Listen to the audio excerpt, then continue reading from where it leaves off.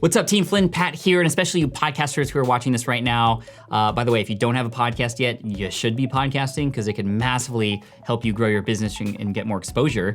If you don't have a podcast yet, click on the card up above or the link in the description below, and I'll teach you how to do that for free. So go ahead and check that out. Now, whether you are going to start a podcast or maybe you already have one, guess what? We all want to grow our podcast. We all want more listeners because you can have the best conversations in the world for your podcast, but unless anybody's finding that podcast, well, then it's kind of all for nothing, right? So in this video, I'm gonna teach you 5 things that you can do to grow your podcast right now. Starting with number 1, guest podcasting. This is when you become a guest on another person's podcast. And this works in several different ways. First, it allows you to get on another person's show with their endorsement. And of course, since those listeners are already listening to a podcast, it's very easy to go and listen to and subscribe to yours from there.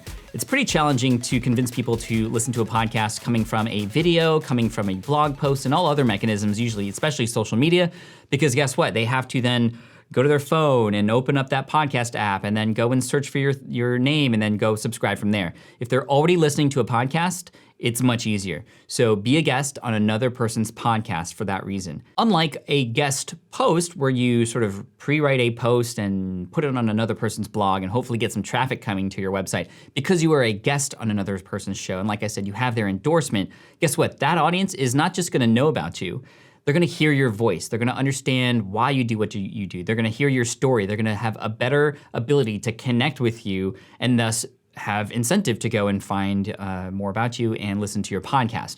So make sure that on your guest podcasting efforts, you are also making sure you are very clear with the call to action. And the call to action, hot tip, should be to a unique URL that's specific for that audience. Yes, you can bring them to your homepage. Yes, you should mention a link or where they can go find your podcast. However, a specific landing page that allows for them to come back to your website and find all the things that you mentioned that you talked about to connect and continue that conversation from that show is gonna help you out massively. So a couple call to actions, hey, go and subscribe to the podcast. Make sure you give them the name, correct any misspellings that are usual with the name of your show, and also a link to a unique URL that is just for that audience. And you might be wondering, Pat, like that's a lot of work. Well, of course, it takes work to get some of this stuff to get going, but you only have to do that once because then you can duplicate that page and then create it for somebody else whose audience you're getting in front of too. It was Seth Godin who recently said that podcasting is the new blogging. So, hey, you want more traffic for your blog and or listeners to your podcast? Well, guest podcasting is the new guest blogging. So that's number 1. Next, number 2, repurposing your show. I think this is a strategy that a lot of podcasters attempt to do. Some do it very well, and some sort of just do minimal work that actually doesn't do them much good except kind of waste time. So repurposing your show would be to take the audio file from your podcast and put it elsewhere. And there are many ways to do that. You can also take the transcript from that audio file and turn that into blog posts. And you should definitely be taking that transcript and putting it onto your blog post for SEO purposes, for search engine optimization. That was specifically advice I got from an SEO expert related to my podcast, so you should definitely be doing that. But when it comes to stripping the audio out or using it in different ways, the number 1 way that I would recommend doing this is to, if you are going to be doing it on social media, is to take special clips from that episode to purposefully entice people to go and click through to listen to the rest of the episode. You can do this with just the audio only, or if you so happen to plan a little bit ahead and actually film the recording of that particular podcast episode, whether it's just a capture of the interview on something like Skype where it's sort of a side-by-side, or you could do like my good friend Thomas Frank does for the College Info Geek podcast and essentially just turn a camera on when you are recording an external camera, and it's not a screen capture, it's like an outside camera, and you get some more higher quality footage in that way, and you can repurpose and use that in many different ways too. I recently did something similar where I had an interview with MKBHD and I flipped on the cameras on Skype and I was able to capture those moments, and then I repurposed that into a shorter video that was then published on YouTube with sort of 5 highlights and surprising facts that I learned about Marcus Brownlee. So it takes a little bit of planning ahead, and yes, you could probably do 101 different things to repurpose your show. What I would do is pick 1 or 2 additional methods beyond just publishing it in your normal ways to get the show out there and really go all in with those. I'd much rather you have a lot of focused energy into one or two methods of repurposing your content rather than just like 100 different things that are only scratching the surface with what it could do. So repurposing your content and testing, experiment, see what works for you in your workflow, but also in audience response. All right, next, I teach a lot of people how to podcast. I have people who have watched my free YouTube tutorials. Again, you can find one in the link in the description below. Or I teach people in some more premium courses with some more hand-holding and accountability to help them launch their show. I've helped tens of thousands of people launch their podcast. And when it comes to the marketing of your show, and I've noticed this with my students too, there's still a lot of apprehension to send an email to your list each time you come out with a new podcast episode. I would get into the habit of sending an email to your list every time a podcast episode comes out. Now, if you take your email list a little bit further and do a little bit of segmentation there and you understand the different pockets and buckets of people in your audience, then you can get a little bit more honed in on, okay, well, this episode is for the beginners, so I'm just gonna send it to the beginners on my list. But using the email list that you have worked so hard to build, you should utilize that list. Those people sometimes don't know a podcast episode has come out, or they might not understand the importance of one that has just come out, even though it had come into their device.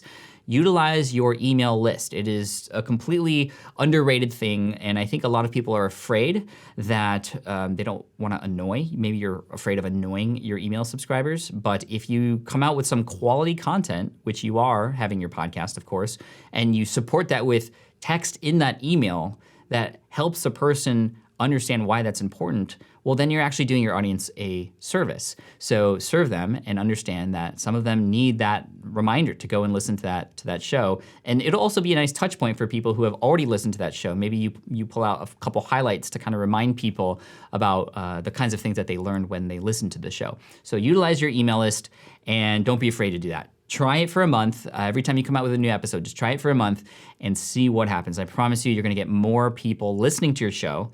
But then guess what? More people will share that show because now they have a direct link to it that they can then share with others, and then you'll have more people listening the next time, and it just kind of continues to grow over there. And do it. Email your list. Number 4, ads. I want you to think about Facebook ads in the realm of what we're about to discuss here. Now, paying for ads that go directly to your podcast episodes can be very expensive, and it's not very easy to track what happens unless there is a specific call to action in that episode alone that then you can track and actually has dollars coming back in your pocket. I wouldn't actually pay for ads specifically for my own podcast to bring new listeners and subscribers in. It's hard to track, and like I said, you just have no idea how it's gonna work. I feel like I've spent a few $1,000s in experimentation with that, and I would not recommend that. What I would recommend, however, is if you happen to be a guest on another person's podcast, offer to pay to boost their post on Facebook with you featured, again, on their podcast episode. This is very common, and people have done this to me, which is where I got the idea. When people have asked me, who are guests on my show, hey, Pat, can I pay you $200 to boost this to your audience? Of course I'm gonna say yes, because you're giving me money. I get to show my podcast to more people who are on my list on Facebook and who have liked my page, but what's the benefit for the person who's the guest? Well, the benefit is now more people in my audience with my endorsement and promoting this person. So if you are a guest on another person's show, offer, just even if it's $50, $100, $200, and you were very, very well featured on that particular episode, and you see that it's actually driving more subscribers and more downloads and more listens to your episodes, well, offer a little bit of money for them to boost their Facebook post that they have put that link in for you. And you're gonna find that that's gonna work a lot better than you promoting your own podcasts without really any sort of way to track if that's working or not. All right, and 5th and finally, and this is a funky one because I know a lot of us, we want people to subscribe to our show, and that's always going to be the case because when people subscribe to your podcast, they get it automatically uploaded to their device when your show gets pushed out, which is exactly what we want.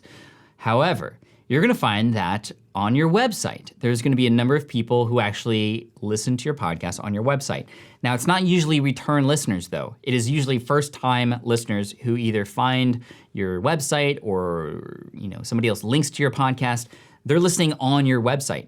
So the idea here is, how can we capture those people who are on your website and then turn them into subscribers and listen to more of your episodes? The first thing is to really pay attention to what's happening on your website right now. Where you have particular podcast episodes, are you actually doing anything to really entice those people who are listening right then and there, and they're actually playing the episodes on your website to then subscribe to your podcast? Do you make it easy? How many steps are there in order to do that? You should have direct links or clear direction to go and actually subscribe to the podcast that you have, so that they can then continually get them downloaded later. Because if you don't do that, they may listen to it, they may even enjoy that episode, but then think about all the work that's required to then go to the podcast app and then download and all the things without any clear direction or call to actions from you.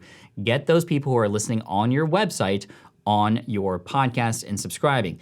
Now, I've built a tool that can help do this. It's called the Smart Podcast Player. You can find it at smartpodcastplayer.com. This was actually a tool that me and my team developed for us, and then so many people saw it and had asked for it, we ended up turning it into something that people could download as a WordPress plugin. It is a paid product, but it does require a bit of support, and we are adding new features all the time, including the ability for you to actually build your email list from a player. Essentially, it is a very fancy-looking and very beautiful web-based player that allows for more downloads because it can autoplay into the next episode on the track player and on the main player.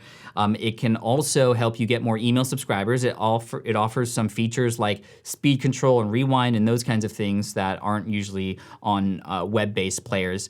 But more than that, it just provides the experience that you need to get those people to go, yes, I like this, I'm gonna interact with it, I might dive deeper into the show notes, or I might actually listen to more episodes from here, and then they're gonna subscribe to your show. We have thousands of customers right now who are extremely satisfied, and people from Tony Robbins to John Lee Dumas and even Amy Porterfield use the Smart Podcast Player. So if you wanna check that out, smartpodcastplayer.com is where you wanna go, smartpodcastplayer.com, and you can check it out. So yeah, those are the 5 ways that you can increase your downloads. So number 1, to recap, guest podcasting. So what I would recommend doing is see if you can get on another person's show, like within the next month. Make that a goal. You're gonna find that it's gonna work very, very well, as opposed to all the social media posts that just link out to your podcast, promise you. Next, repurposing your show. So instead of just the normal social media posts and other marketing things that you do, actually take chunks or video or little audio clips. Use tools like Splashio, which I didn't mention earlier. And all these links are in the show notes below. But Splashio is a tool that you can upload an audio file or a video, and it will give you back a video that has, the sort of waveforms and the captions in there that make it very easily shareable and consumable, engaging on various social media platforms. There's other ones that do that too, headliner.app, and I think wave with 2vs.io. There's a number of websites that are now allowing us to repurpose our content, our audio content in that way. But I like Splashio, and I'm good friends with Gideon, who's the founder of that company. So splashio.com, and you can, again, check out the links below. So repurpose your content. Number 3, email your audience. Just do it. Experiment with it. If you've never done it before, try it. I promise you, you're gonna get more listens than you are used to. And it's just a great thing that we should do. And the earlier you start, the more that you'll train your audience to open up those emails, because hopefully your content's great too. Number 4, ads. If you are a guest on another person's show, offer, if you wanna do some ads, to pay for that person to boost that post so that more of you show up to their audience with that person's endorsement. It's gonna be a lot better than you sending cold ads to a person that you've never met before, promise you. And number 5, focus on your web listeners. What's the experience like for them? How are you actually capturing them as a subscriber? And then utilizing tools like the Smart Podcast Player at smartpodcastplayer.com to help increase the web experience and engage your users a little bit more, help them go deeper into your archived content, and hopefully get them to become a subscriber too. So there you go. 5 ways to increase your downloads and grow your podcast here, and I hope that you will do at least one of them. That's your call to action. Do one of these things first and then do the rest, I guess. So Team Flynn, you're amazing. By the way, you have permission to, down below in the comments, tell me the name of your podcast. I'm not sure if you should link to it, because then your comment might get sort of held back by YouTube or whatever, but just put the name in there. I'd love to know what your show is about, and you can even talk a little bit more about kind of who your audience is and who it's for. Hey, maybe you'll get some new listeners just by commenting. So in the comment section below, tell me the name of your podcast or your future podcast if you're coming out with one. And again, all the amazing links for all the resources that we talked about are in the description below. Smash that like button. That's it. Team Flynn, you're amazing. Team Flynn for the win.